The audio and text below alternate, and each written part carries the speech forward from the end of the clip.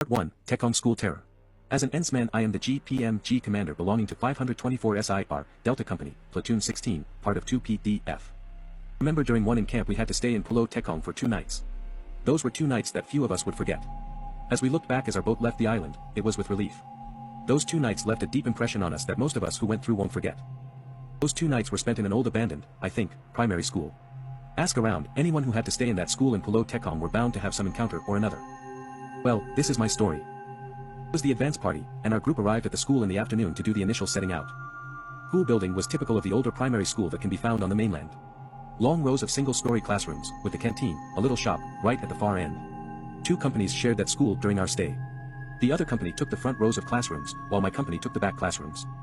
I remember as I was setting my station I kept looking at the open, broken-down empty space that was what the canteen store once was. I remember feeling queer, and a bit afraid. Well, that night my company came back after training. I remember walking past the other company, seeing their lit-up rooms, with small laughter, and snatches of chit-chats drifting to my ears. And I remember when walking to the classrooms where my company men were housed, the lights seemed dimmer, the men more somber, the atmosphere more quiet. Eventually, after all the hassle of bickering, other army stuff, we settled down to sleep, each platoon in a classroom. We all of course slept on the floor. Then it began. I remember I had a dream, or thought I had a dream. You see, I had a big mongrel of a dog then. Often it would come to me and lick my face with her slopping big tongue, pasting its saliva all over my face. So I dreamed that my dog licked me. I remember giggling out in real time he as I squirmed to get away from its invading tongue. Then the scream happened. It was a loud scream, followed by wailing. Everyone got up and rushed to where the screams occurred.